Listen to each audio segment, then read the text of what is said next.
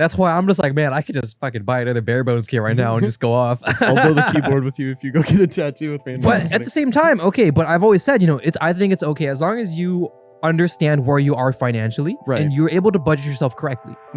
Hello, everybody. Welcome back to the Uneducation Station. Of course, my name is Zach, and I'm here with my hostess with the mostest, Arthur. Say hello. Hey, what's good? So,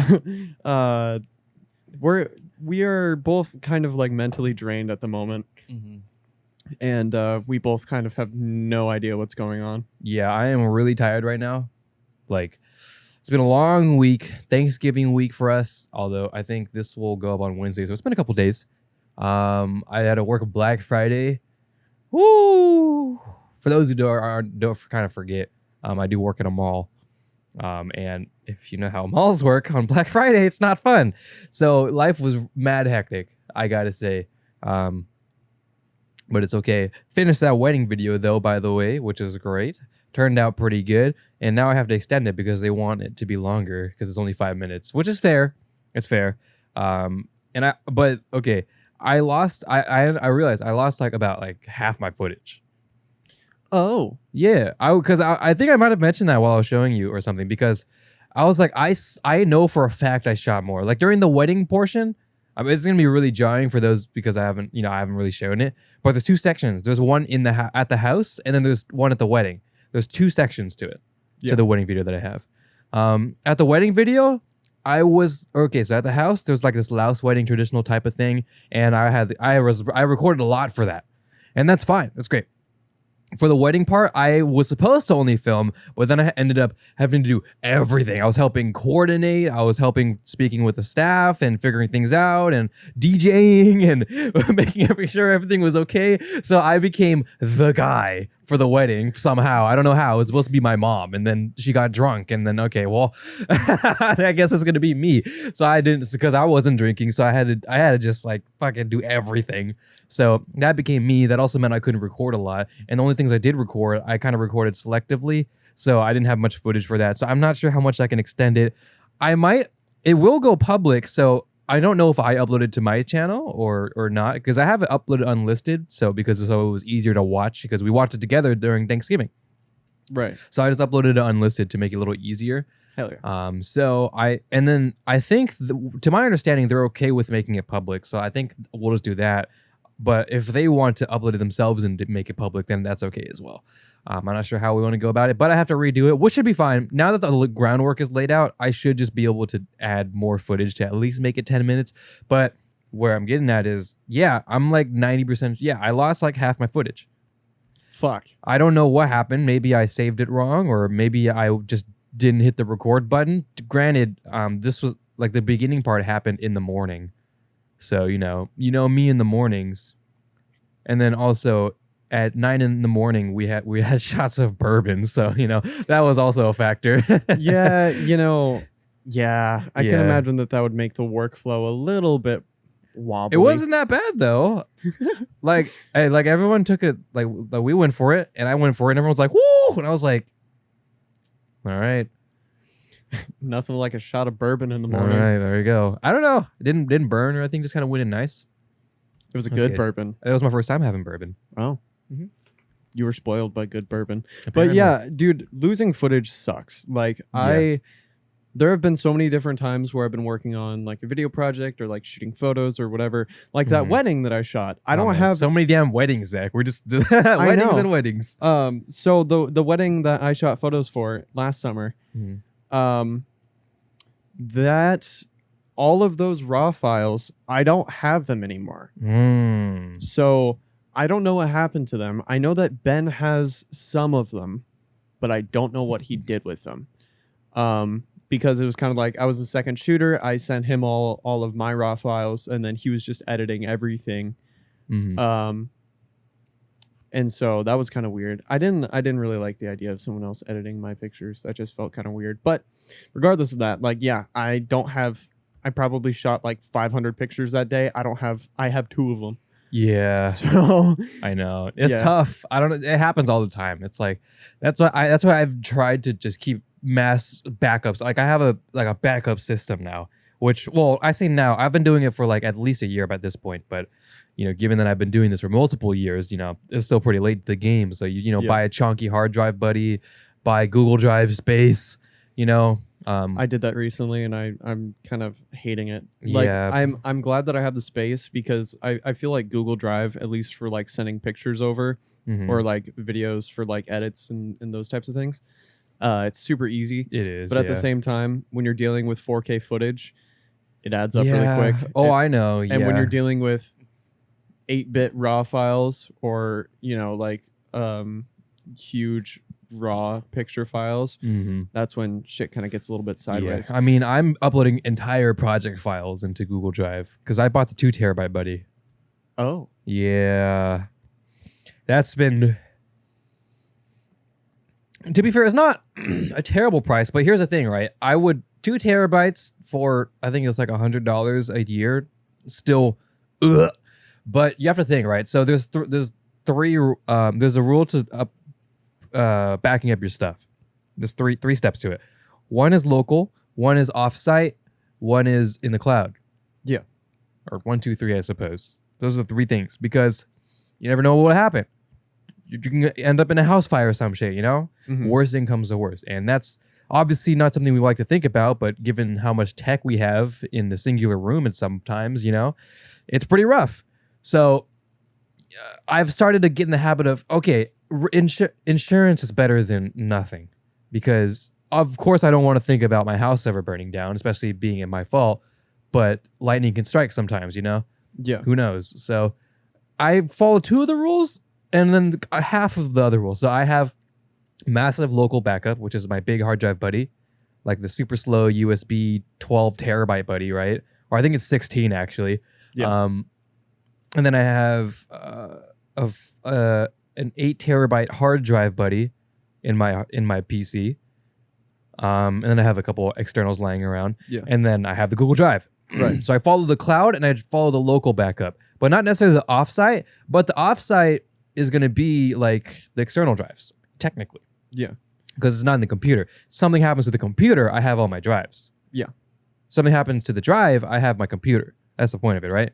Yeah. So that's just kind of what it is. I'm also thinking about RAID, for redundancy RAID, I think is RAID 0, where it uses 2 drives, right? Stripes the drives and kind of makes it redundancy. So if one drive fails, the other drive kind of, Mm-hmm.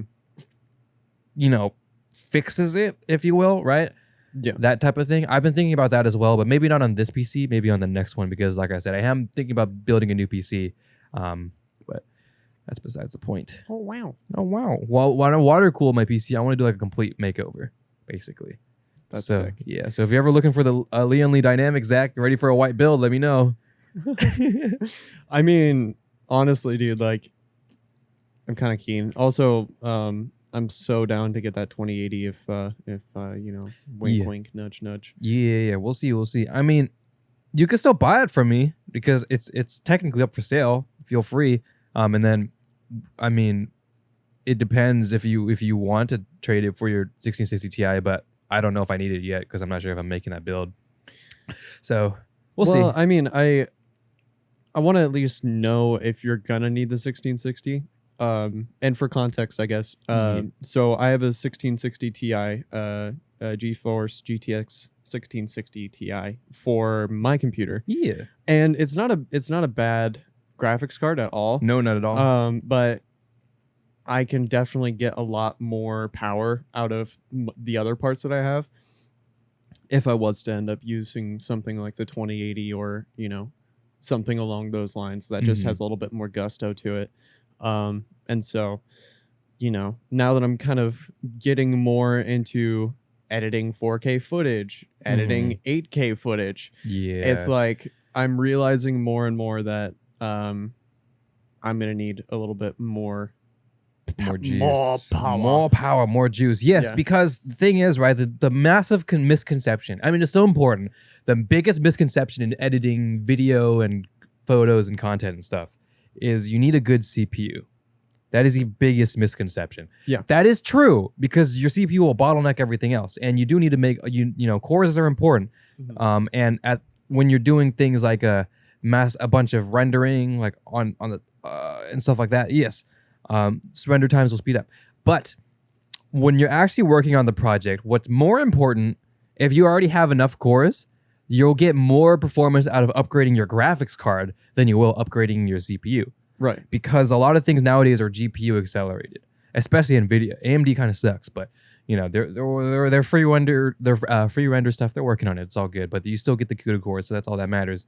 But you need those CUDA cores, and frankly, if you get the 2080, I'll be frank, you will get like a bump in a FPS in games and stuff. Yeah. Which is nice, of course, but it will not be as substantial as you probably are hoping it will be. I'll be honest. I'll be frank.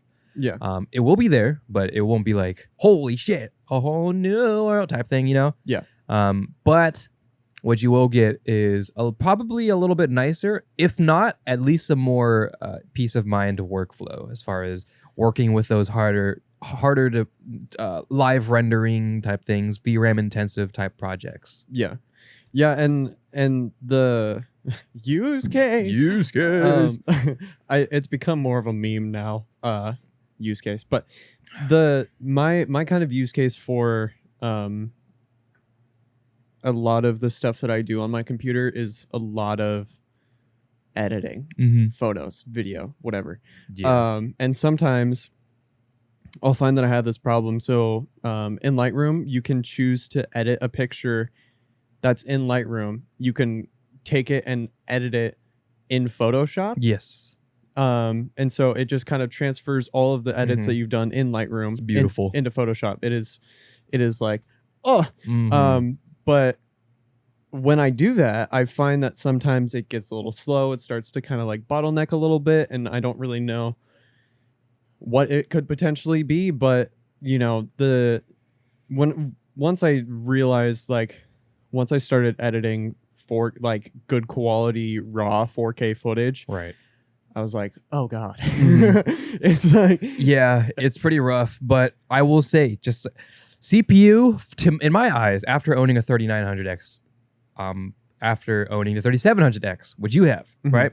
I saw virtually zero performance uplift from going from 8 cores to 12 cores, right? But that's not to say it was a bad purchase. What I received was headroom. Yeah. To work on all sorts of things at the same time. Yeah. That's where I think a CPU upgrades lie. Because yes, having a bunch of cores is great, but after you have enough cores, then you just have, like, the only thing afterwards, you just have leftover cores. Yeah. And yes, all the different cores can work together at one point, and then you could also do like I think by default, all cores are like disabled or something. You can enable that if you want, but that's besides the point. You don't really need to. You have enough cores, and if you're satisfied with what you have, then you should look into other things before you upgrade your CPU. If your CPU isn't bottlenecking your GPU, then you're fine, basically. Then go ahead and just crank your GPU. I think RAM is important, which in the past, I used to not think that, because back in the day when we had laptops playing Minecraft and stuff, we used to think, oh, the more RAM you had, the more FPS you get in Minecraft.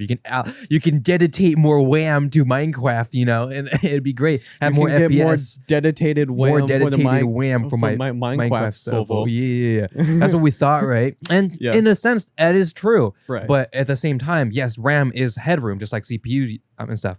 But what's different is that a lot of RAM is, it's very fast, and RAM is cache. That's the difference, right? Yeah. And cache is what is very important. And I'm not talking about the money cache. I'm talking about memory cache. Money.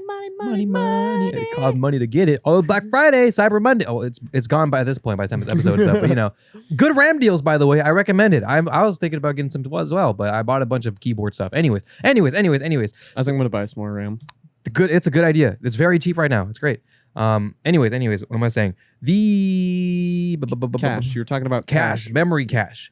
That is what Adobe feeds on, because a lot of everything when you're working on a project, working on importing local things, images, video files into a project, Adobe project, Premiere Pro project, Photoshop project, it relies on cache. You can set a dedicated cache folder in Premiere Pro, which you should, and you should always do it on the drive that is not your editing drive, by the way.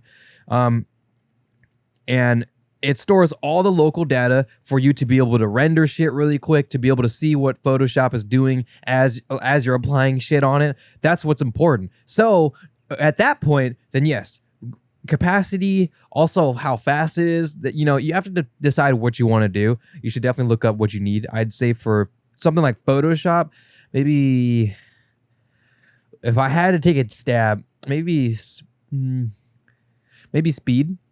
Because you want faster updates, but maybe for editing, maybe more capacity because you are probably, I don't know, actually. I'd have to think about that a little bit more. I'm not sure which one would be for which, but I'm sure someone answered that question already. We do have the power of the internet, so you can look that up. Oh, wow. I love how this accidentally turned into us just talking about like editing and that kind of stuff. Yes, of course. But did you buy anything, by the way, for Black Friday? I bought a tripod. Oh, yeah. Yeah. You bought a tripod. Okay. I guess to give context, I have like a manky janky tripod that looks a lot. No, it's not a manky janky tripod. We just spoiled ourselves with a really nice tripod that my camera's on. That's what it is. Just like the angle that we have right now. We spoiled ourselves by using your Canon R6 as a third optional angle. Yeah. And then now we move to a GoPro, which is it's nice. It is what it is, Yeah. And I think, like I said before off camera, if we never used your R6, we would have been totally fine with this. But now that we've used your R6, we're like, shit, bro, that was a really nice shot. Yeah, and I mean, I think that it's good that we at least were able to dabble in using a DSLR for a third angle because it's similar to like these guys, but the kind of like mindset that you get into when you're trying to set up framing and all that kind of stuff is a little bit different. But yeah, so I have a tripod that looks eerily similar to the one that my camera is on right now. Yeah. Plastic buddy. Plastic. Well, it's like a really, really light aluminum. And it's not built the best. Right. And I realized as my kit has gotten more and more expensive that I'm not really super comfy with having my chonky ass lens and, my chonky ass camera on this little manky tripod. And so I ended up getting something similar to yours. It's not newer though. It's a different brand, but it's the same type of style. That's cool. With like the Small rig? Yeah.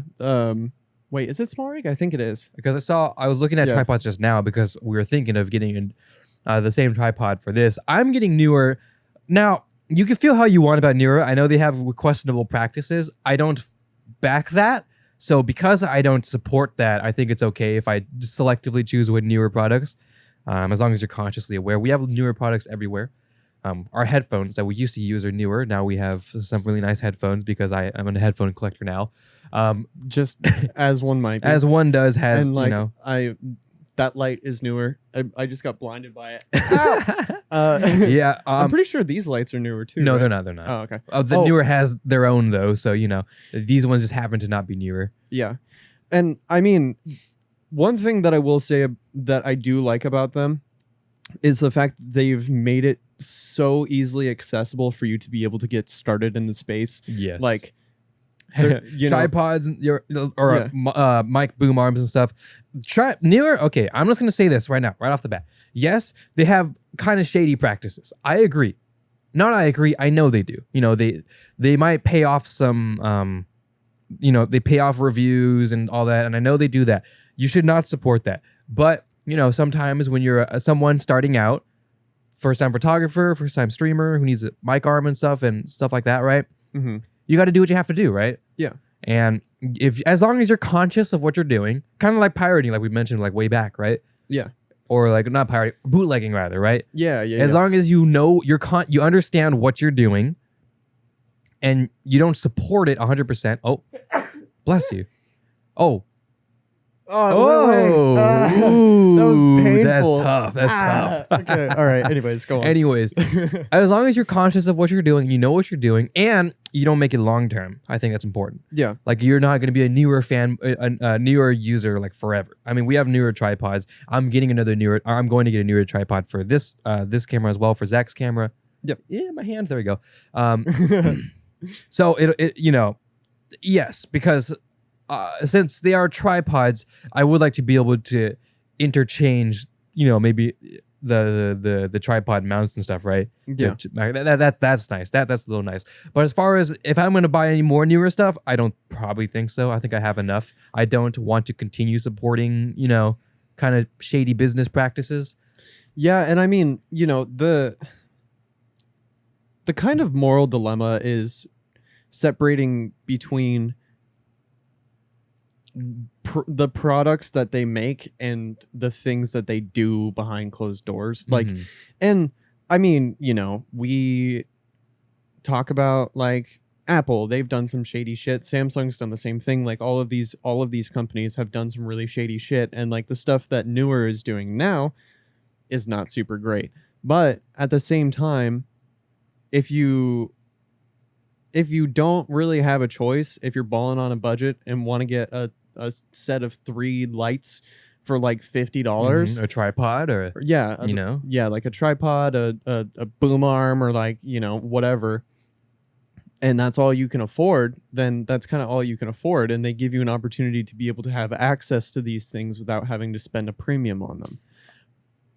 I will say that the nice thing about Newer is that they're not like they're good, but because of what they do and because they sell so much, they're able to make a bunch of margin, and that's why they're cheap. Yeah. But they are also cheap, or cheaper than they could be, is because they're not the best stuff. And I think that's important, because if you just have like really solid shit just from buying this type of kind of jank is not the right word, because it's definitely not jank. Right. But, the kind of iffy type of stuff, right? Yeah. Because it's not the best quality, now you can get yourself exposed to equipment that you didn't have before at a relatively nice price. And then you figure out the things that you don't, or rather, I guess you don't need, sure, but you figure out the things that you're missing out of it, things that you need that you can get from spending more. And as you get more into the field, like photography, for example, you start looking more into better lights and stuff, and what constitutes a better light versus this one that you have right now. Yeah. What constitutes a better tripod than the one you have right now? Things like that, right? And then you branch out. I think that's a good thing.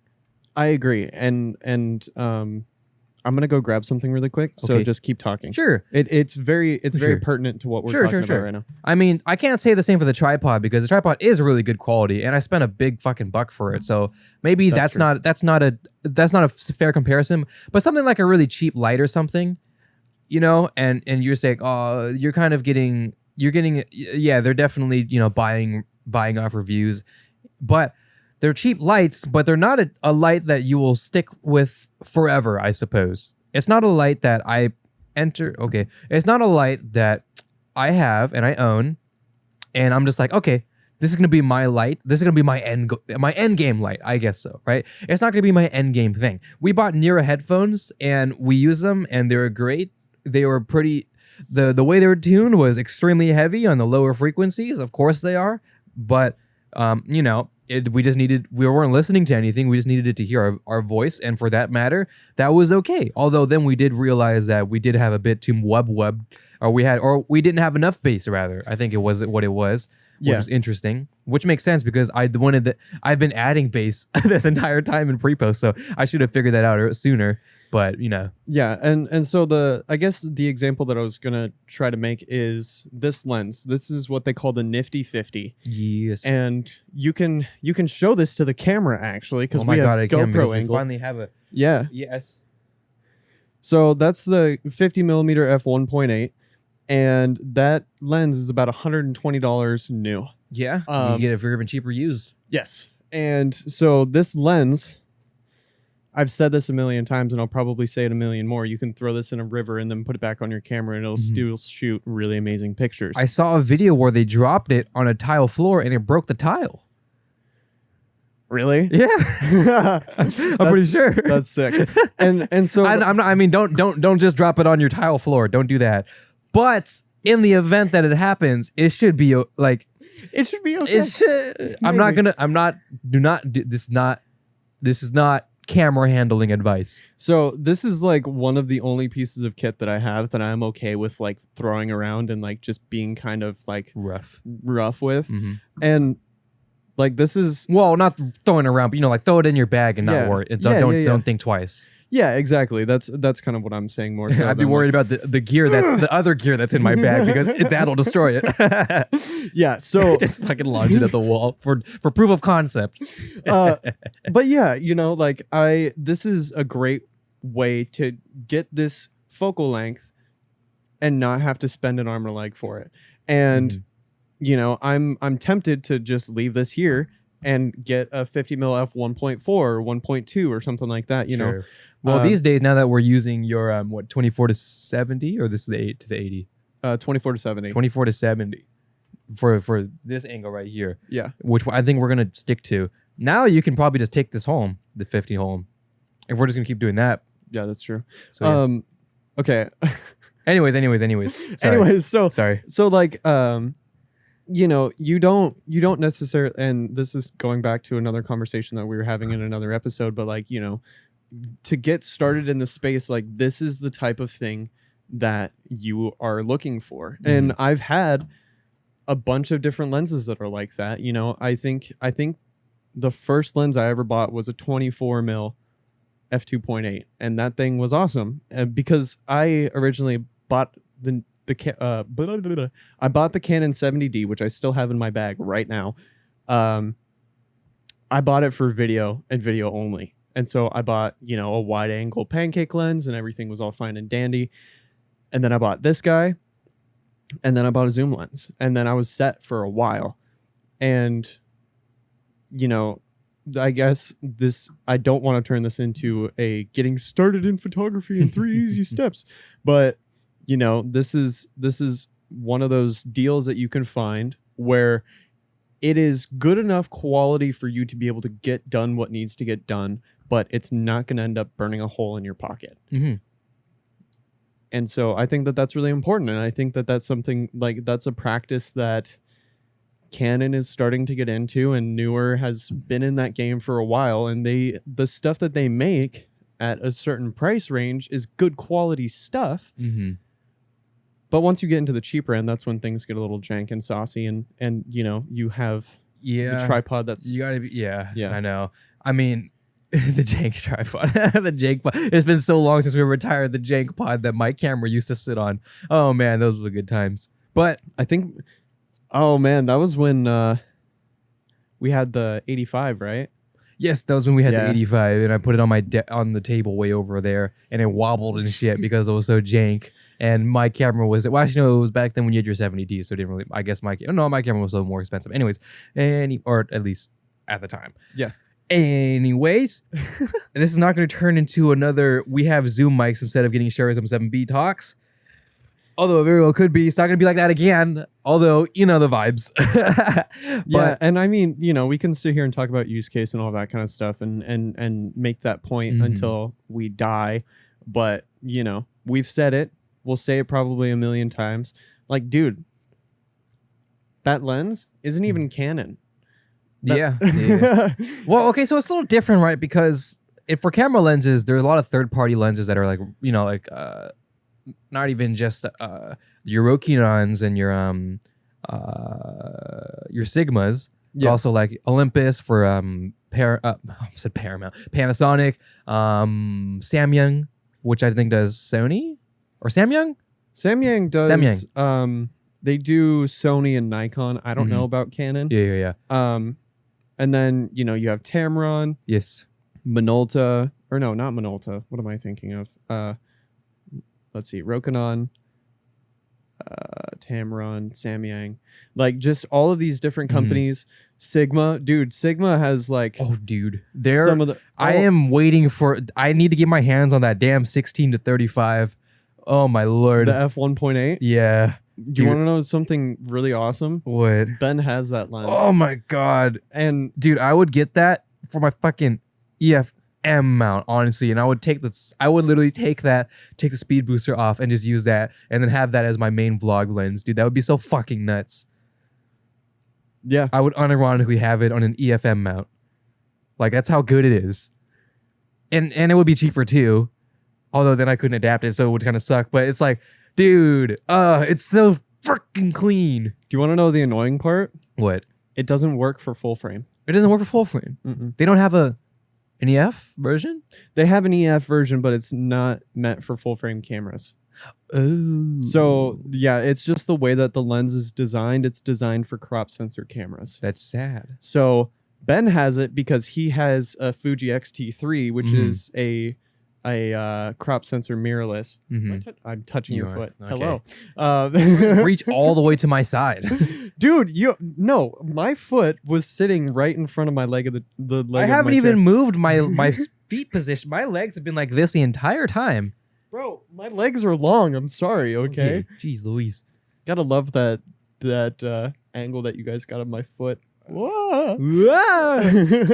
But anyways, yeah, so Ben has that camera or has that lens for his Fuji. Mm-hmm.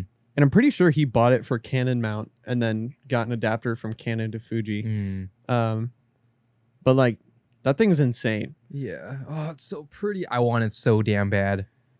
I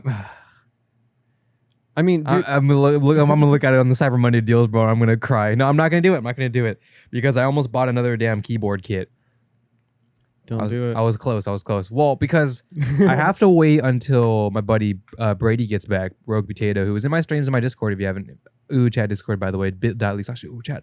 Anyways, he came over recently, and this also we took a little bit to set up today because I had to also grab the GoPro from the mailbox, but I had to clean up because we're using the Uned set to kind of mess with my keyboard because I actually broke my keyboard recently, the one I built, and we came to the conclusion that it was not my fault. It was half my fault, but it was more the fault of the way the case is. So, not to turn this into a keyboard talk, but I've been getting really into keyboards, like really into keyboards. We know. Yeah. And I built a keyboard a couple months back. It's an okay board. I got an EPO Maker GK61X, which is a very good board. Basically, it just means it's 60. Yeah, I know. You're Yeah. like, yeah. Yeah. 60% keyboard, and it comes with everything other than the switches and the keycaps. Very easy to get into. Very cheap. Has RGB, gamer RGB. So just have a time. And I recommend it, especially if you just really want to get into it. I lubed the switches on stream. Took like 6 hours. It was fucking gnarly. Are you okay? Dude, I'm just laughing at the fact that the bear is moving on your head, but it's not falling off. Because I'm a god, Zach. Come on. So, I recommend it, honestly. If you ever want to get into keyboards, it's a very good kit. Dude, chill, bro. Okay. I'm sorry. I'll take that hat, okay? Jeez Louise. No bear then. Because we can't have the bear with Zach here, okay? No, it was just the bear looked like it was gesturing along with you. Like you would move your head and then the bear's head would move. The bear is an extension of my body. he's like, yeah, this guy knows what he's talking about. Fucking bear. But anyways, besides the point, I built it and it was great, and I overlubed the switches definitely, but it's okay because it was my first time ever. I was trying to add foam because you can foam mod it, which you add like a layer of PE foam between the PCB and the plate, so that way it's not hollow there because there's screws and it's just kind of like this. So there's air there, so when you tippity tap on the keys, it reverberates right in the little space. Add foam there, remove this foam or remove the reverberation, right? So I was gonna do that, and I was removing the plate, and it was kind of stuck on the case, the housing, and I was like, that's odd. So I try and take it out, and I know I look, and the tension is on the USB port. So I'm like, okay, I have to be careful here because the USB port can totally just break off. So I'm conscious of it. So while I'm conscious with it and I'm being careful, I pop it out, and the USB port still comes out.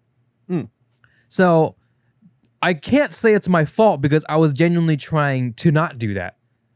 And then my buddy Brady comes over, and he looks at it. He takes a look, and he brings a soldering kit and stuff. And he goes ham, and he tries to, do what he can. And he's like, yeah, the pins are bent.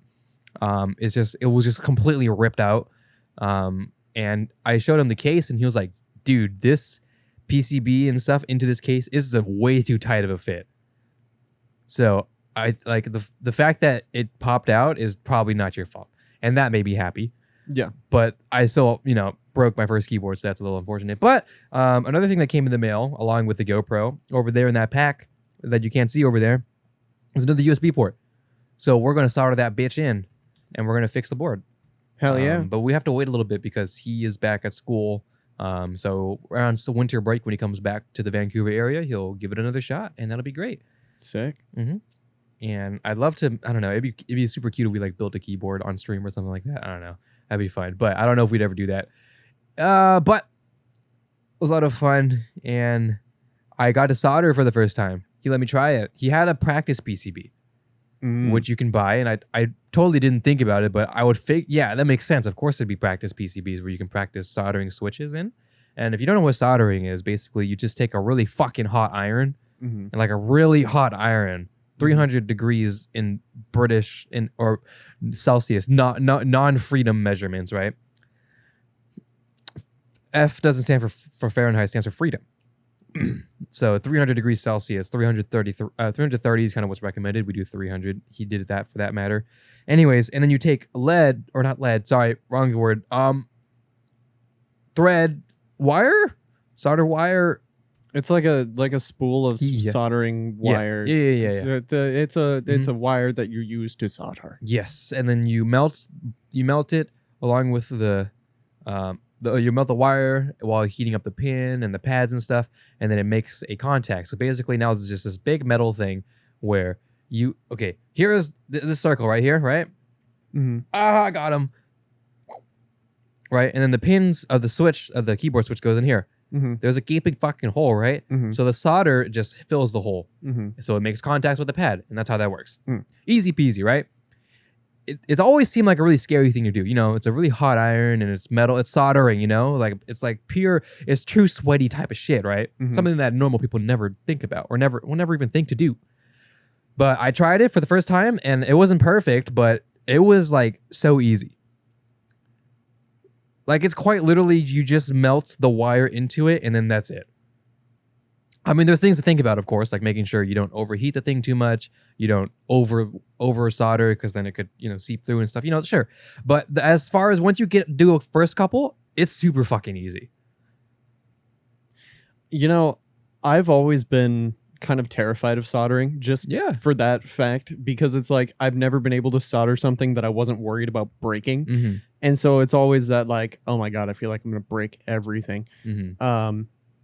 And so, I mean, it isn't that bad. No, but it's more intimidating than anything else. Oh, honestly. Definitely. Because I mean, it's like some real, like, not I like to say mechanic, but not necessarily mechanic, but that type of thing, right? Where it's like you would never think to do that. It's electrician type.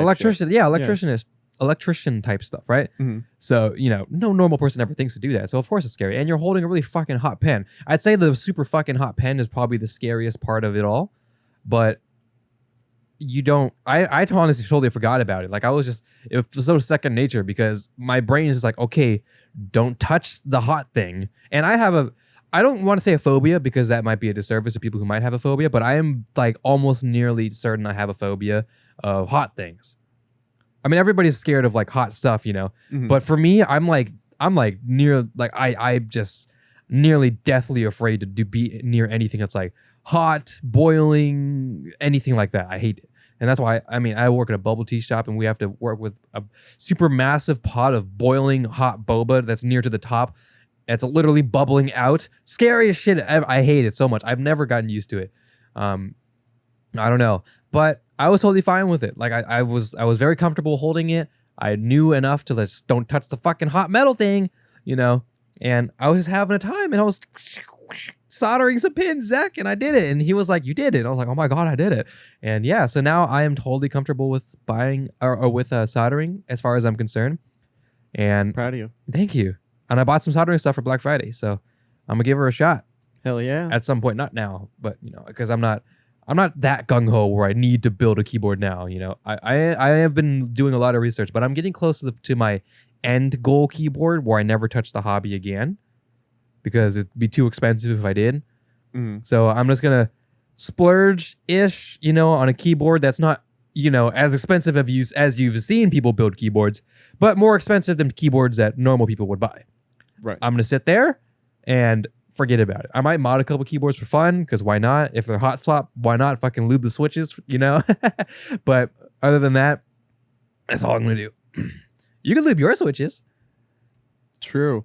You know, honestly, I was thinking about getting a like 10 keyless Mm-hmm. sized keyboard. Dude, 10 keyless, I would say, is the best form factor because 60%, 65%, or 67% rather, it's like 60% is like, it's nice, super compact, but when you got to do anything else, oh man, having a function key to go to the second layer and everything, so annoying.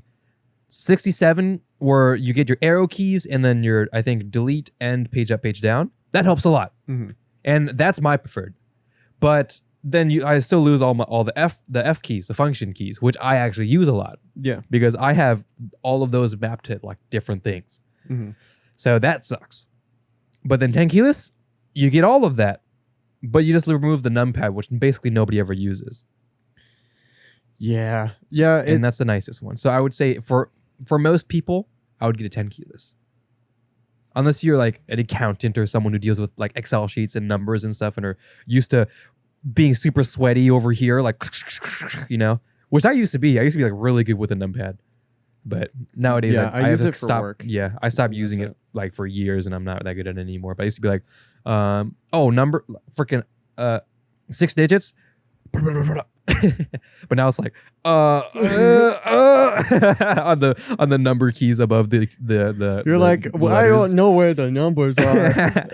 But you know, and like having like a full size keyboard, it made it so that I got used to like, you know, typing for like passwords and stuff, typing here and then going here instead of typing here, going up here. It's like, yeah, I got guess you can used to that. I guess you can say like that hand motion kind of adds like the milliseconds of time, you know, I suppose. But then again, that makes up for it by this form factor of speed typing, right? yeah. So it's kind of hard, but in general, like at home when you're gaming and doing the video editing and stuff, this doesn't need to be here. Yeah. This right here, it doesn't need to be there. So yeah, 10 keyless, like this thing back here, probably perfect, you know. But I need it for my background, so you know. But you've been using my 60%, and how are you liking it so far? I like it a lot. I just feel like my hands are too big. That's fair. That's fair. Like, it is very compact. You know, with the 10 kilo or like the 60%, it feels like my hands are way too close together. And so it feels like I'm like accidentally pressing keys that I didn't mean to, or like, you know, stuff like that. Because it feels like Well, it shouldn't be more far apart. It should just be literally this. I mean, it's pretty small. It is pretty small, but it should literally just be this right here. Maybe you should start doing one of these, like a triangular shape, rather than like a square, like a more triangular. You know? I see what you're talking about. I don't know. So things to think about. I don't know. I don't know. But, I'll you figure know. it out on Monkey Type later. Our favorite pastime. What did you get, by the way? Are you any higher? Have you the 90s? I think I have gotten up. I've yet to break 100. No, I broke 100. Sorry, I broke 100 on my Logic MXs because I'm no matter what, I'm still a chiclet key fanboy. Yeah. I think on the 60%, I've gotten up to like 91. Nice. Is like the highest I've gotten up to, and That's I've pretty gotten good. pretty consistent. You know, like low to mid 80s. That's good. That's when good. I know what the hell I'm typing. Yeah. Because I swear it's like for a lot of people, and for me especially, like I feel like my hands can move faster than my brain can comprehend Yes. what's going on. And so if I already know what the words are, you know, I'm not like sight reading it in a way. I feel like I can go much faster.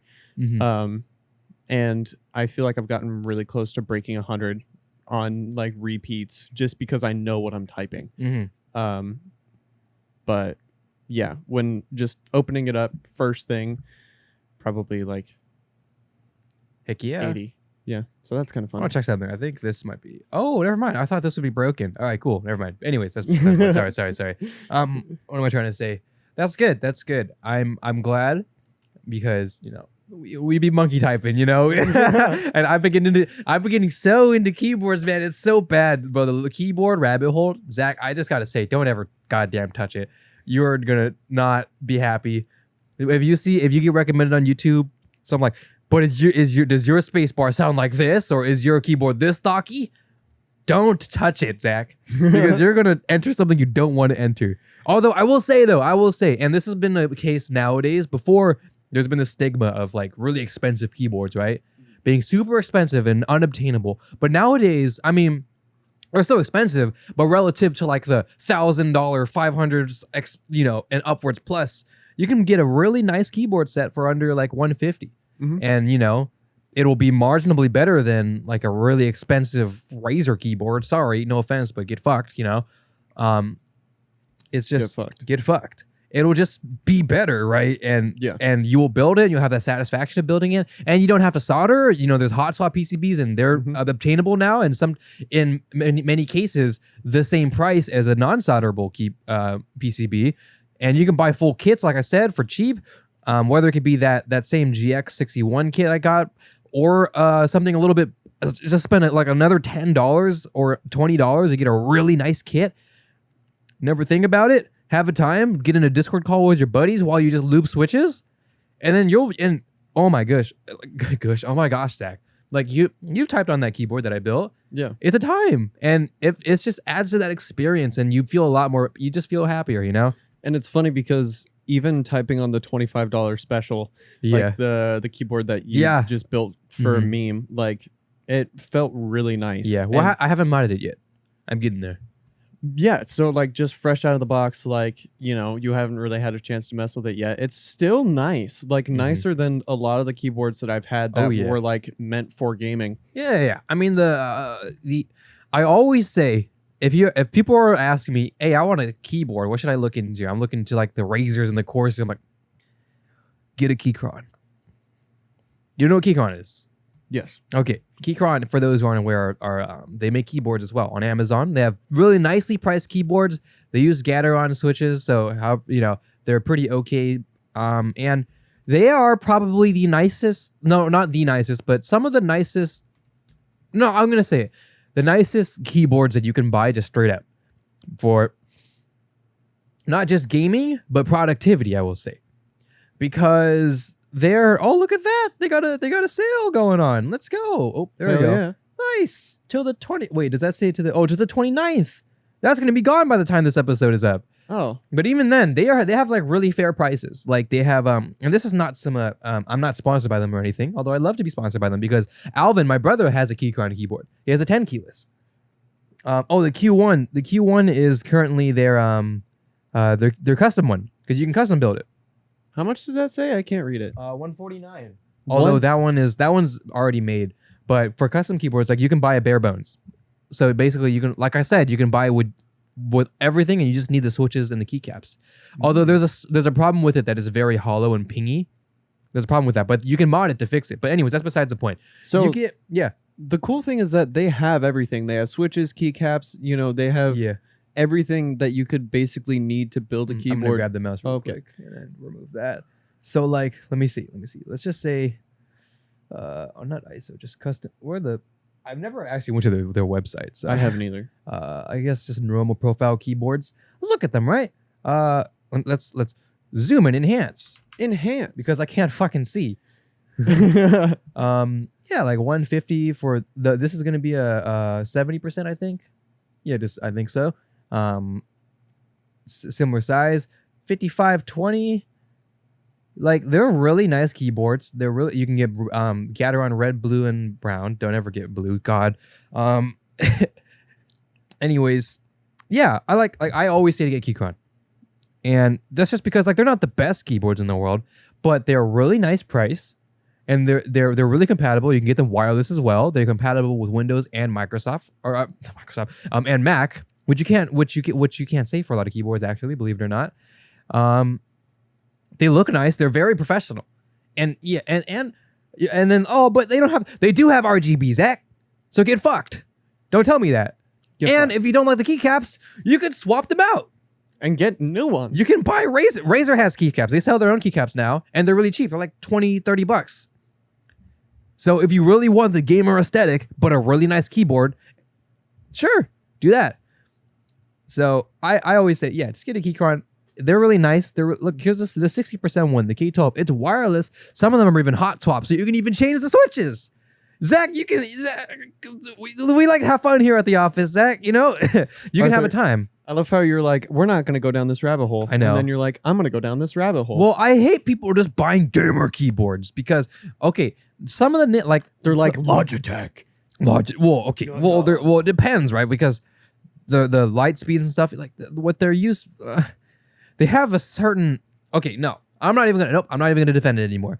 After building my own keyboard for like under $130, right? Mm-hmm. With very basic parts and just a time, just like spending a day.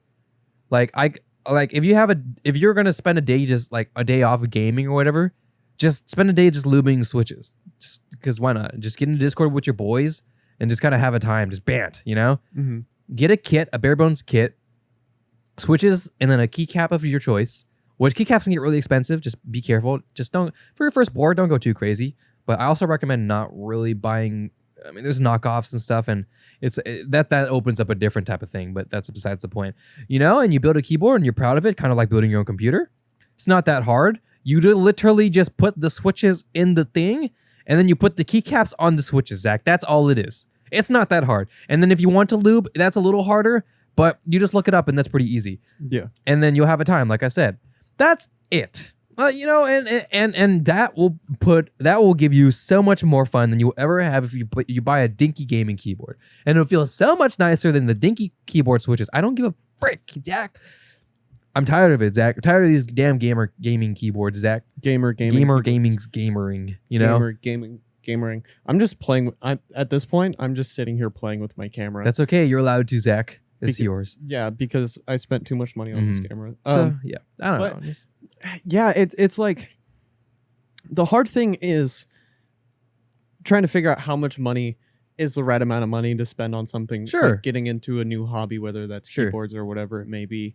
And so like, you know, for me, you know, I am probably not going to get into the hobbyist side of keyboards. Mm-hmm. Even though, like you just said, it's a slippery slope, and once you get started, there's no stopping. And Ben has told me the exact same thing as well. That's why I'm saying avoid it at all costs. I was not able to, unfortunately. I was not. So basically, what I'm going to do is I'm going to give you a budget, and then you're just going to buy me all of the things because you know all of the things, and I'll outsource to Ben, and just kind of check, and then I'll be like, "Yay! I'm building a keyboard," and I won't have to get emotionally invested in it, because I feel like if I get emotionally invested, or like, you know, if I learn too much about it, then it's going to be a fucking scary time. Yeah. But I mean, it's all good. You can fiddle with the keyboard I gave you for a while, and you'll probably be fine. Again, it's one of those things, right? Like I said, if you never know, then you'll never, like, if you never experience it, you'll never know you'll never know if you need it or not, I guess, right? Yeah. So it's one of those things, right? If you never experience building or watching these videos of building keyboards and stuff, you'll never know if you need to know, I guess, right? So you got to be careful, Zach. Just be careful. That's all I have to say. It's the only advice I can say. Just be careful. I mean, you know, it's like, it's hard. It is hard. It's hard. It's hard because, like, at the end of at the very least, if you do enter the rabbit hole, if it ever happens, it's a lot cheaper than it was before. That's true. At the very least, right? You will not have to spend a crazy amount just to, you know, satisfy your withdrawals, right? Yeah, yeah, and you know, it's funny because for people who don't have tattoos, there's like this time period where you were happy with all the tattoos you have. I have 3 tattoos right now, right? I'm happy with all my tattoos, and then one day it's like, fuck, I want to get another tattoo. Yeah, and you know, it's like it's not an addiction, like that. It's not that type of thing. Definitely not. No. It's more so of like, it can become, but not. Yeah, it's harder to get addicted to like something like that than something that induces addiction. But anyways, you know. Yeah. But you know, that's kind of besides the point. But it's one of those things where you're like, you know, it sounds really nice right now. Yeah. and I'm sure it's the same thing with building keyboards. You're like, you know, it sounds really nice right now, just sitting and lubing switches. and just being, just sitting there listening to lo-fi hip hop and just, I know. having a time. Lo-fi hip hop to study to. Dude, there's a really good playlist on Spotify called Lush Lo-Fi. Lush Lo-Fi. Ben showed it to me, and that's. Is it lush lo-fi? It's quite lush. It's quite lush, and it's what a great word. Yeah, that's a great adjective. But it's really funny because that's the kind of music that I listen to when I'm getting tattooed. Just because it's very calm and like, just kind of chilling, having a time. I'm pretty sure when I got my back tattoo, I was listening to like deathcore, but that's just because I was sad. But it was like, where was I going with that? Just getting like So like, one of those songs will come on and it'll just kind of like bring me back to like sitting in the chair, Sure. Like with this tattoo, just sitting in the chair with my arm like this and just kind of like sitting there chit-chatting and, listening to music, doing whatever. It just makes me want to go get another tattoo. See, yeah, and that's how it works, Zach. That's why I'm just like, man, I could just fucking buy another bare bones kit right now and just go off.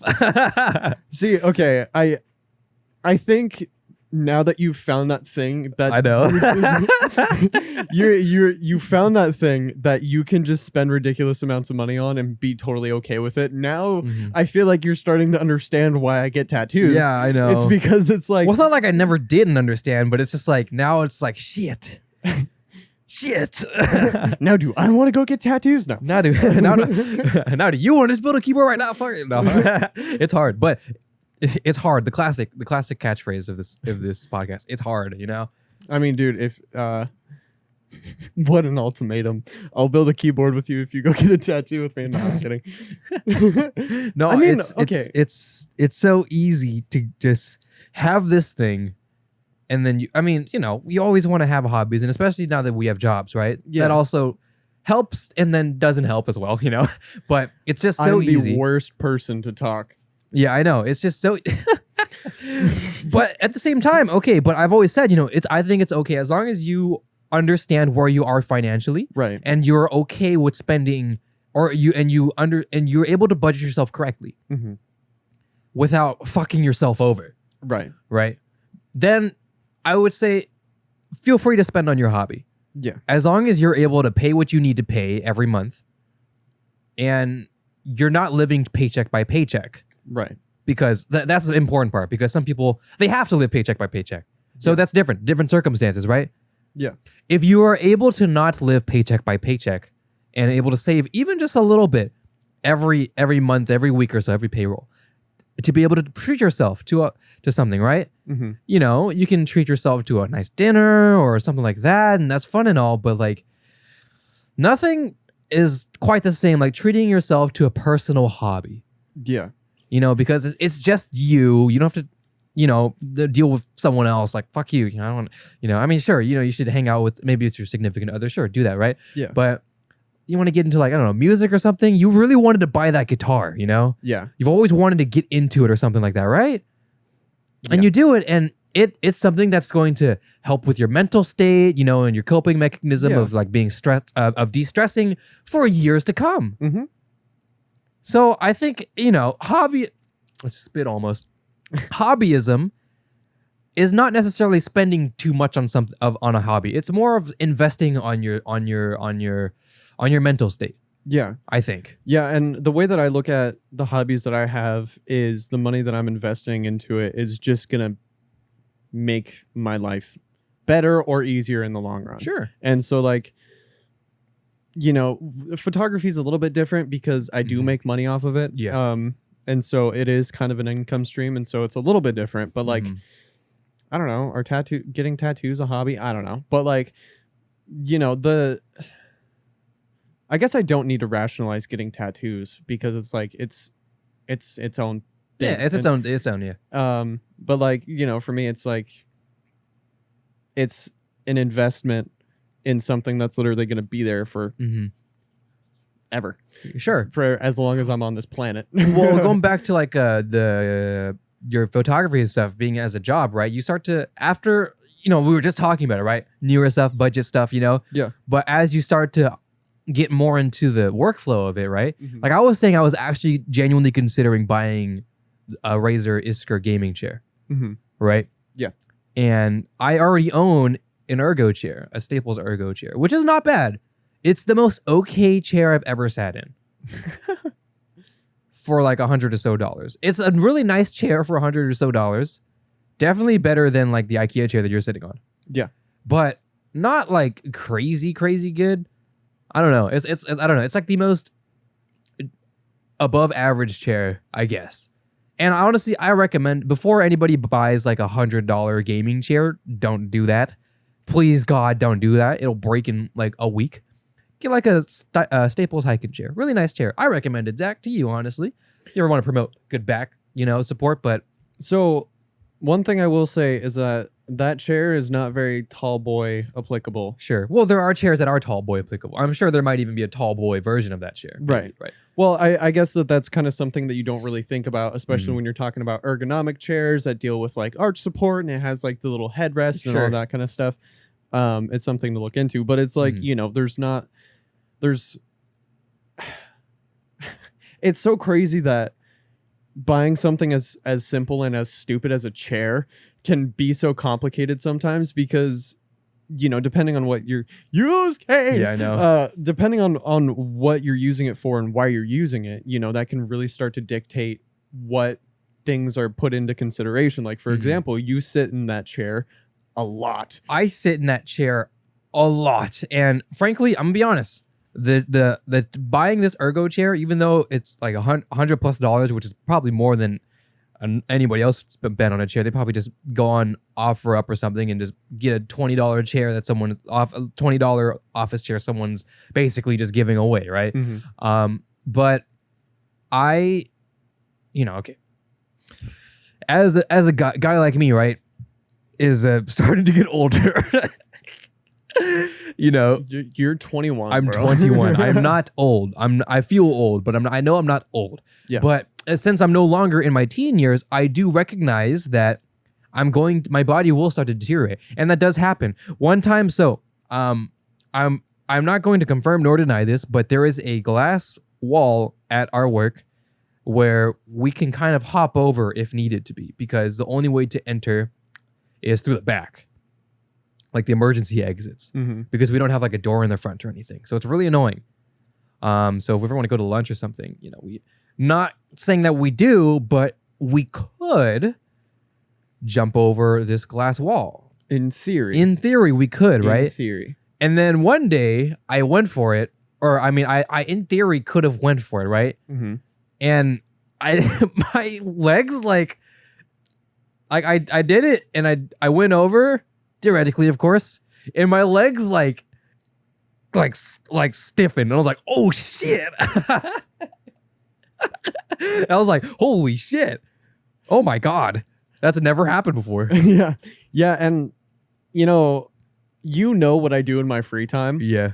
And so I'm sure you can imagine just how beat up my body is at this point, because I've fallen quite a ways. I told you a story of when I dislocated and relocated my shoulder. Yes. I've told you that story many times. That was when I was like 20. That shit hurted a lot. And like, I broke my wrist when I was like 13. Second my cast was off, I was back out riding. And it's like when I'm rock climbing, I'm climbing inside, and there's just mats everywhere. The floor is just one gigantic mat, essentially. And if I land just like a little bit weird, it just like throws off my entire body, and I'm just like, oh yeah, like what happened? Yeah, I know. It's like we don't have the youth in our bones anymore, Zach. I don't bounce anymore, Arthur. It's like we don't have infinite regen anymore, Zach. Dude, I'll see some kid at the skate park just get absolutely bodied. And he gets back up and proceeds to hit the ramp again. Dude, straight up, like I saw a kid. So in the bowl at the skate park, it goes from like 3 feet to 6 feet. Mm-hmm. And so some kid was dropping into the 6 foot and he fucking bashed his face on the concrete. Oof. Like straight up pushed his 2 front teeth back in his mouth. Like it was brutal. He straight up, after sitting there for a little while, trying to figure out what was going on and why his mouth was bleeding, he straight up got on his scooter and rode away to the parking lot. And I was like, what the fuck? Like, you know, and of course he was leaving a trail of blood behind him, which, you know, that was fun. But it's like, dude, I freaking scraped my knee too hard and I have to sit down for 10 minutes. Like, you know? Why do I find that so funny? I scraped my knee. I gotta. Yeah, no, I gotta block this one off. I imagine that the Peter Griffin meme was like, yeah, and like, you know, but I understand. It's like that. I'll be making bubble tea and I scrape my knuckle or something on the edge of a table and I'm like, fuck. God damn it. Fuck. It's not. I'm like, You know, it's funny because when I get hurt now, it's not necessarily like I freak out because I'm in pain. I'm just pissed off. Yeah, I know. Because it's like, why the fuck? You know, and it's like the stupidest thing in the world. Like, you know, I end up getting scratched up at work by animals and stuff. And of course, the pets that leave scars are just like the stupid little French bulldogs and those types of dogs. The ones that seem like the easiest to be able to contain, but they're just the wiggliest little fuckers. Yeah, like I will just have this dog that will just claw the shit out of me. And I'm like, really? And like, I always end up getting scars like in here because that's, you know. Dude, this is probably the worst one of me yet. Sometimes when I'm walking, my pinky toe area, I want to call it a knuckle, but it obviously is my foot, so it's not a knuckle. But you know what I mean, right? Like that kind of that joint, joint, right? Yeah. Actually, like hurts, like when I'm walking. Like a hurt, like a sharp pain hurt, like it as if it's like I don't know what's the word, folding.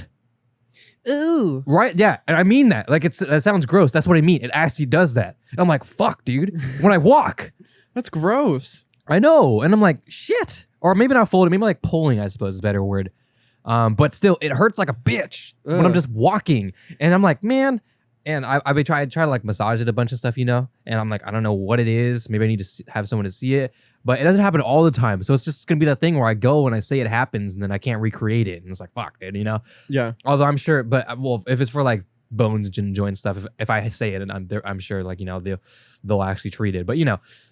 Yeah, but it's really annoying when you just have those random things that just pop up. And like, you know, we're still really young. Yeah, I know. And I know that it's just going to get worse from here. Yeah. And that's the scariest part for me because like a lot of the stuff that I do is just so active and like it involves my entire body.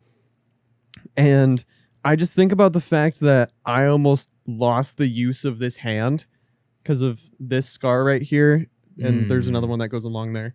Yeah, I ended up hopping a fence like one of these guys.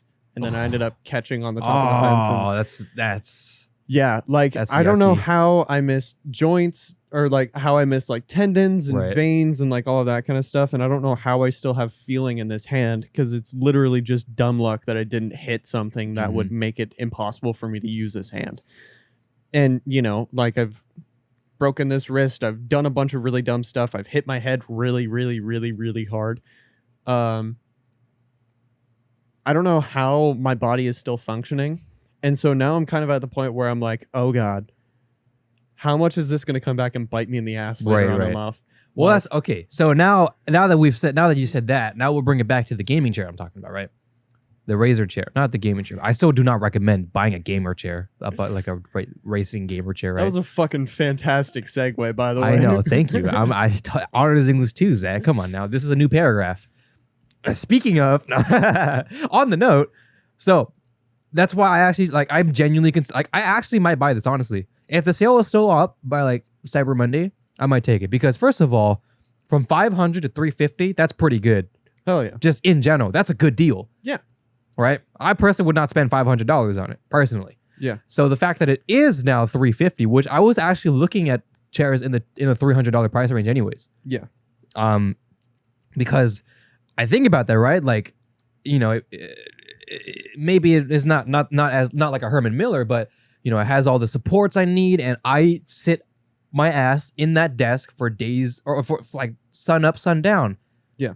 Well, I wake up really late, so like sun's still up, and then you know, sun's been down for a while, and then the sun and then the sun comes back up. I'm like, oh shit, up, yeah. You know. But I'm on there for a while, so I think like I am in basically a fixed sitting position. I'm in an office. This is I'm stationary. Yeah. This is no different than just a cubicle, right? And you've seen you've heard all these things of, bad posture, for people who work like 9-to-5 cubicle jobs. My mom has experienced it as well, and she's been going to chiropractor stuff. And that also kind of, like, we were literally talking about it yesterday. And that also, like, drilled into my head, like, damn, I really should, start caring about this, before, I end up like my mom, where she had to go and she had to get corrected, and she's spending like boatloads of money, and just hoping insurance can cover most of it, right? And I'm just like, fuck, dude. I really, while I'm young, I should care about it. I should spend the $350 on this chair before I have to spend like $5,000 fixing my back, Yeah. Yeah, and I kind of forget that, I'm driving around this and this is the only one you get. Yeah, I know, right? It's like, it's scary, and you do start to think like, okay, maybe I should care about the way I sit, And I like sometimes in the podcast I sit like this, and it's really bad, but I try whenever I work over there, I try to have an upright position too, and I do my best. I'll slouch every now and then, especially when it gets to the later hours, of course. Yeah. But I think, because that is an ergo chair and it still helps. Even if I do slouch, it still has a lumbar and all the supports to force myself to at least be a little bit more neutral rather than just like, like gamer posing and shit, neck forward and shit, nerd necking, like like it's like, so it's not bad, right? But I think I might actually buy this chair. And it's going to suck. My wallet's going to hate it, but I don't know, maybe my wallet will thank me later, I've been thinking about that stuff recently, investing. I'm not going to, I don't think I'll ever invest in stock or anything like that. That's not what I'm meaning, but just like investing in other things, investing in my life right now. Yeah, investing in yourself. Investing in myself. Yeah. Buying the things I need to buy that will help promote myself in the long run, and maybe that's their marketing, right? Maybe it's like, oh, this chair will make you save so much money later in your life, maybe that's the pitch, right? But I mean, it's a fair pitch, I mean, it maybe is fair. when you're younger, when you're like in your teenage years and you're looking at this $350 chair or technically $500 chair, and you're like, yeah, I want to get this chair because it's it's a Razer gaming chair and all the gold key people have it, maybe at that point it doesn't really matter that much because you can literally sit like in a pretzel formation and you'll be fine until you're 21. And then now I'm just like, man, I'm really thinking about this shit. And it's interesting because I kind of got shot in the foot because I literally grew a foot in 4 years. Yeah, being tall does not help. Yeah, so just me existing has been kind of painful. But it's like it's hard to figure out what things work and what things are just kind of like advertising bullshit. I think both of us are past the marketing bluff at this point. Like, we can both tell marketing bluff.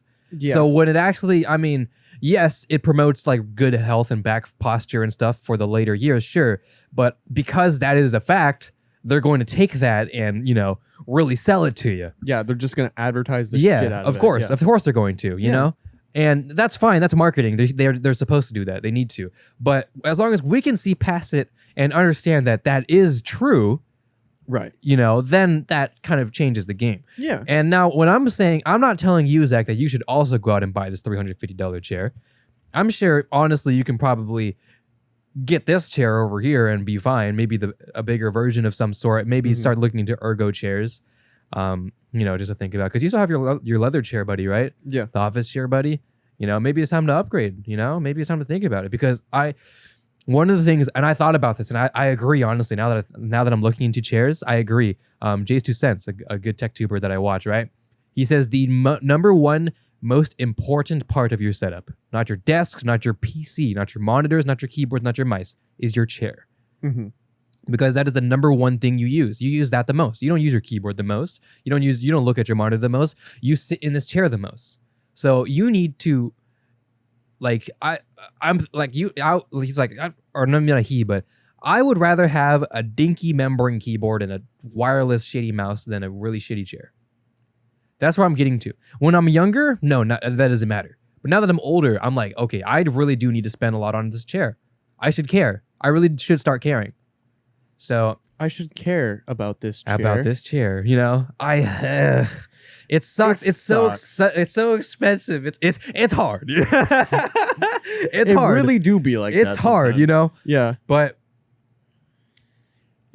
you know, it's gonna help, you know. But it's like shit. It's hard right now. It's really hard right now. It's hard to justify right now, just for the sheer fact that like you sit there and think, you know, there's so many things that I would rather spend my money on. Mm-hmm. Like, it took me, how long have we been talking about me getting a new tripod for my camera? But I've been, like we saying, right? Like, it's harder to buy the things you need rather than the things you want. Yeah, because I would rather spend $80 on like a new backpack that I don't need, or like, you know, whatever. Zach, you'd rather spend $1,000 on a camera lens than $1,000 on your car. That's fair. You know, that's what I'm saying. You know, well, I mean, it depends. If you're like a car nerd, then, you know, maybe you're like, oh, say no more, you know, but you know, it depends on the people. But I'd rather spend $1,000 in a new piano than I would $1,000 in medical bills. Right. I'd rather spend $350 on a really nice chair than upwards $2-3 on medical bills, you know? And see, that's kind of where the fine line is, where, you know, you kind of have to think, all right, well, should I be spending money on this? Yeah. Yeah. Would it benefit me in the long run? Yeah. Should I just suck it up and buy it because I need it? Yeah. Fuck. I don't know what to do with this chair. I don't know. Maybe I'll give it to my mom. Maybe she'd like that now that she's trying to correct herself. I don't know. Dude, it's so funny just kind of learning more about different things that you never really thought about. Oh, like, dude, now that I'm older, Zach. Oh my God. I think the anime man Joey used this example, and I like totally agreed. Like he knew he got old because he looked at a table and he's like, "Damn, that's a good table. That's a nice ass desk, bro. That's a nice ass dining table." I was at Fred Meyer's, Zach, the other day, and I walked past the furniture. I was like, "Damn, that's a nice couch," and I was like, "Fuck, damn, dude." It's so funny because, like, as much as I'll give you shit about the air conditioning unit, I know. Yes, I'm still on this. As much as I'll give you shit about that, like, to be fair, I forgot a lot about it. To be honest, it's been so long since we did research on it. I forgot a lot about the nitty gritty stuff. Yeah, but I mean, you still did research on an air conditioning unit, and we dedicated like the Minecraft at night episode to that. I know. That was so fucking funny. Anyways. The fact that, you know, we both kind of had the insight and the problem solving to not necessarily just find the cheapest option, but to find something that not only does a good job, but it also could end up saving you a little bit of money as well. Because it's like, you know, and like we've talked about this a bunch too, like, you know, for different people in different kind of economic financial situations, you know, there's a different kind of order of operations when you're buying stuff. Of course. I recognize that I'm in a better boat than most. I recognize that. I understand that I fall more into first world problems than others. I understand that. Yeah. That is not a gloating thing. That is not me being a whiny bitch thing. I understand that. And I would love to, of course, you know, maybe, you know, do as much as I can for, maybe charities and such. I would love to do that, of course, because, naturally, right? Yeah. I recognize I'm in a better boat. And the way that you and I would go about kind of like doing research on things and figuring out like what amount of money is a worthy investment in something, that could be entirely different for somebody else. Of course. And so, I'm not going to sit here and preach the way that you and I do research on things if it's not going to be like beneficial for pretty much anybody, because we're in the day and age where YouTube reviews, there's so many different ways to get input from people on the quality of products. Mm-hmm.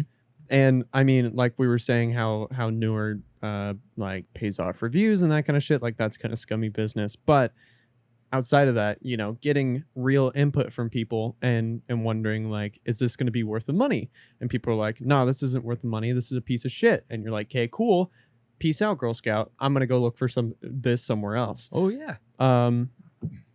Just that critical thinking, because when you see a reputable company, it's easier to kind of be okay with throwing money at the problem. Yes. And like you and I have talked about this a lot, and especially like in the gaming space and all of that kind of stuff. I mean, I just bought a Go XLR, right? Yeah. Well, not the mini, not the full, because it was on sale for $219, which is a good price.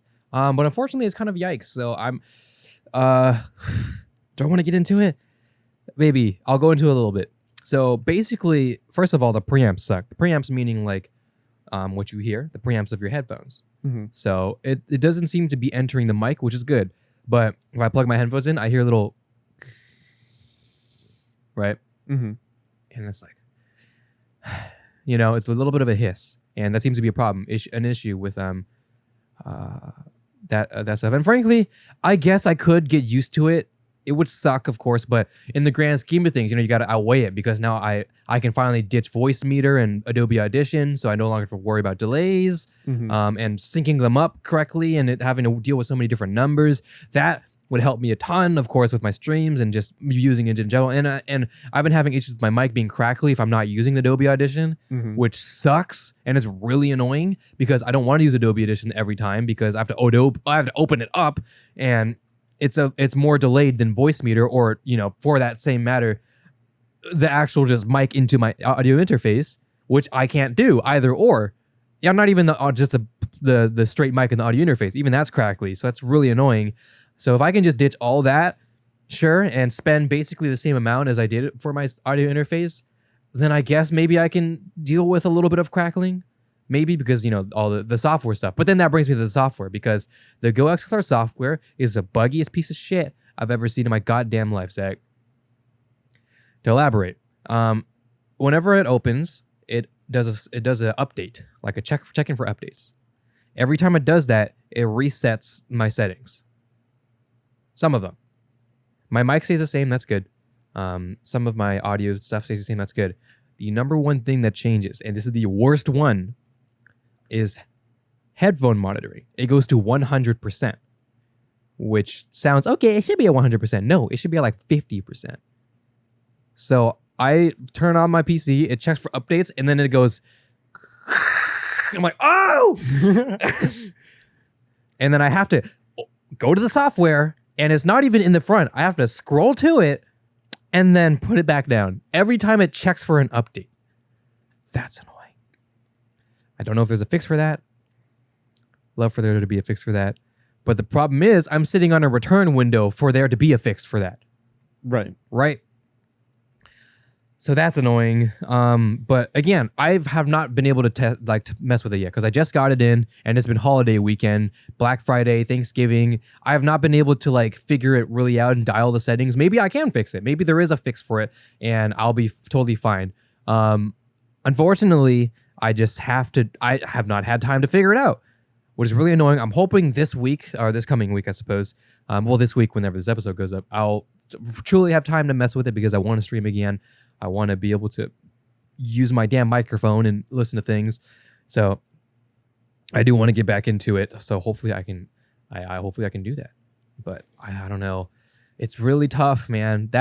because then I'm thinking of like the hissing. If I can get used to it, then what if I'm editing or something and I deal with audio that has hissing and that just blends in with the hissing that I have and I never knew it had hiss. You know what I mean? Yeah. So maybe I buy like an amp or something where I can just, I don't know. Maybe I'd be one of those nerds. I don't know. Yeah, I mean, yeah, it's hard. It's hard to figure out just weird random problems like that. Yeah, but you have to figure out what Yeah. does the audio mixing like sourcing and that type of thing, the routing, does that outweigh it?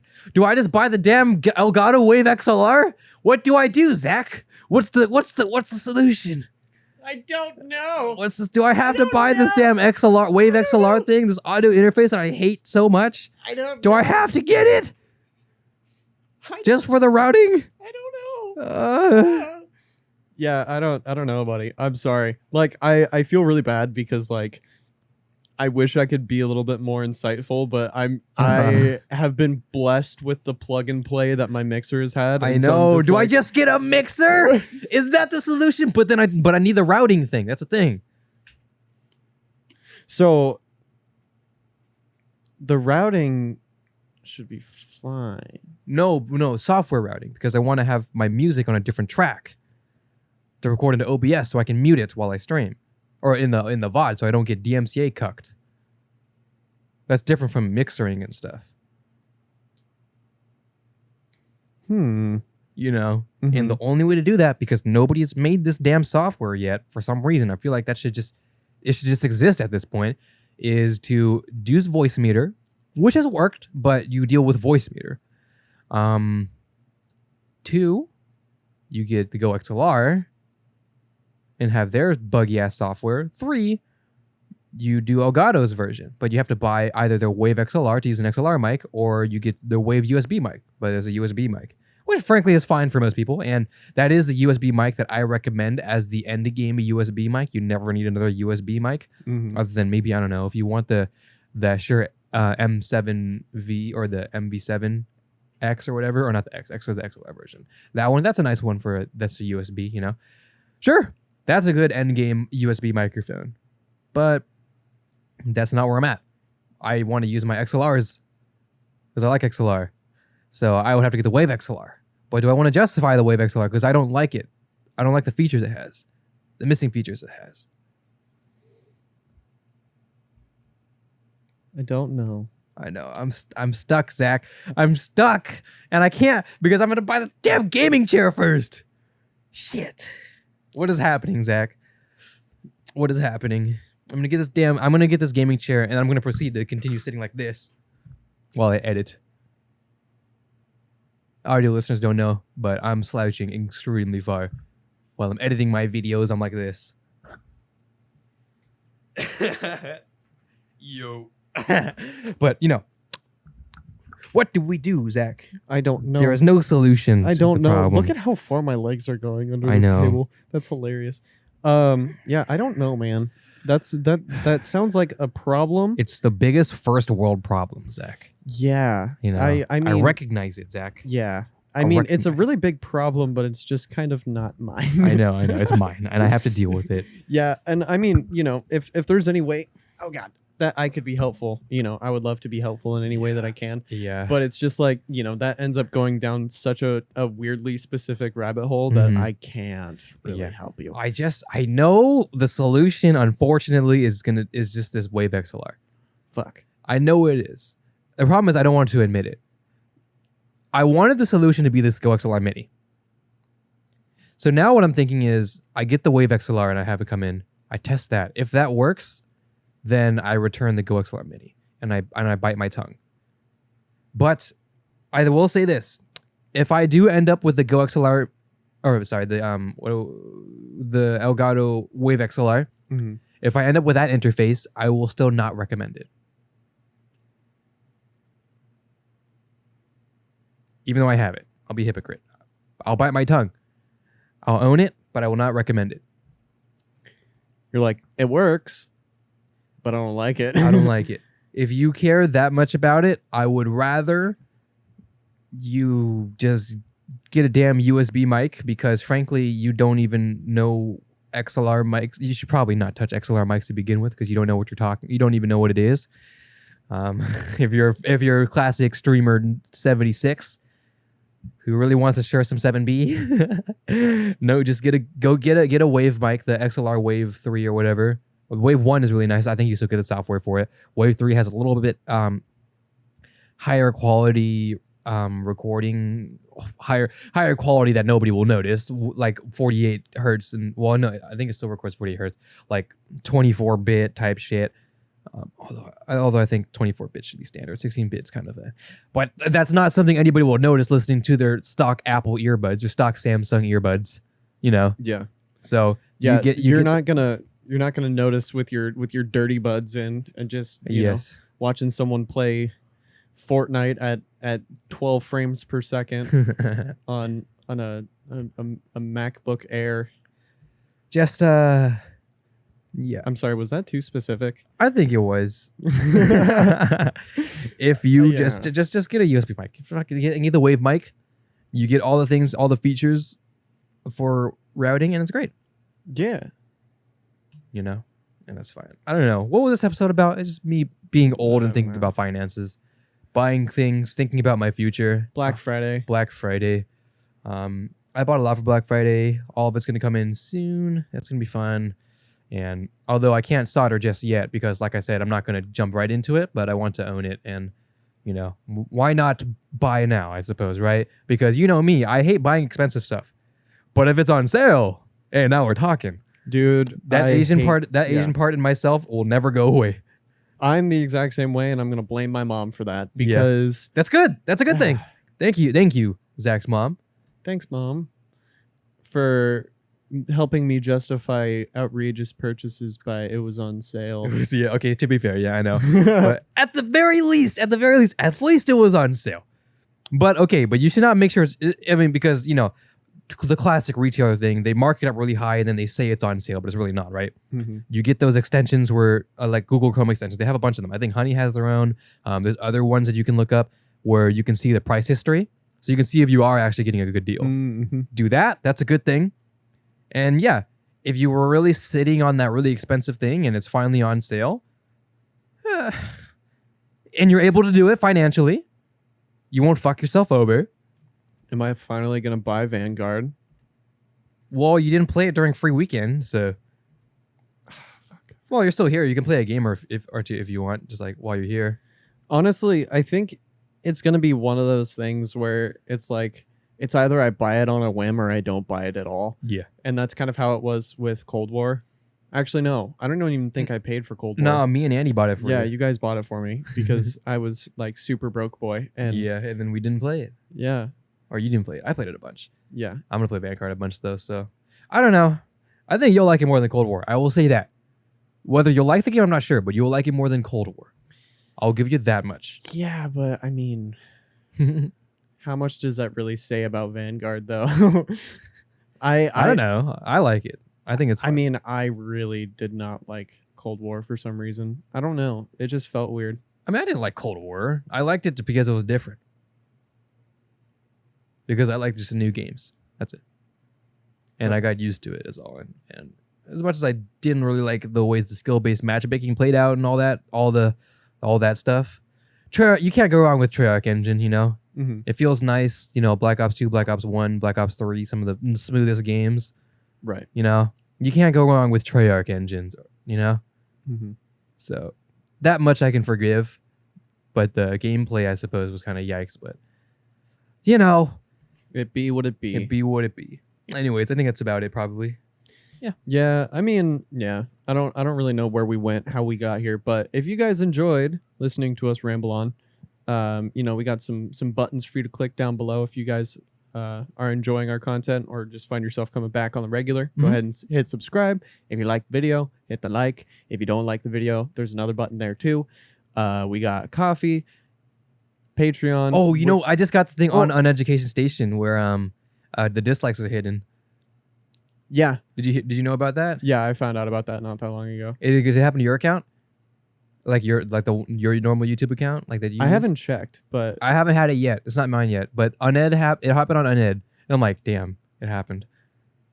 Oh gosh, I wish we could talk about it, but I don't know. it's Okay, anyway. speed run. So, okay, anyway. speed, just super speed run. How do you feel about it? So I feel like the goal for them to make it so that you can only see the positive feedback that you're seeing on your videos is supposed to be encouraging, but it just ends up hiding how people actually feel about the video. And so it's kind of a little bit disingenuous to have like, oh yeah, this video got 100,000 likes, but you don't see the 300,000 dislikes that it has. And then also like for people who might like bot. Yeah. If people do that, then they, the community sees it like, what the fuck is this video? And then they dislike it, right? But disliking also, the biggest point for me is you can tell immediately whether the video is gonna be good or bad. Like for example, like an instruction video, like a tutorial video. Yeah. You ever see that? You click up on one and then this has like 10 likes and 50 dislikes and you're like, okay, I'm gonna look up for a different one. Or you watch the tutorial and you just figure out why it's bad. But if you don't have that leeway, you don't have that initial understanding and then of wanting to go to the comments and figure out why it's bad and that type of stuff, you'll never know. And you'll sit there and you'll waste your time. Yeah, and also or fall for scams. Yeah. Yeah, and also like I don't know, it's just becoming more and more kind of strict on the things that you can do on YouTube, not only like content wise, but also like interacting with other channels and whatnot. And it's really easy for channels to just completely like limit what you can comment on their channel and like all of that kind of stuff. And so like there are some really, really shitty people on the platform that this kind of stuff just kind of like caters to them, because like, if their comments are limited, if they have people who are going through and deleting negative comments, if you can't see the dislikes on the video, that's not great. It's not. It's really not. So yeah, that's how I feel about it. But time will tell. I'm sure that there are going to be a lot of people who are going to have a lot of opinions about it. So I guess we'll just kind of have to wait and see. I mean, it can get rolled. It can get rolled back. By the time this episode goes up, who knows? Yeah, who knows? But anyways, yeah. Sorry about that. I just thought about it and I was like, oh shit, I really wanted to talk about it. But I mean, we could talk about it again another time if you want to go super in depth. But yeah, thank you guys for watching, and we'll see. Oh, it's over here now. Thank you guys so much for watching. Catch you guys in the next episode.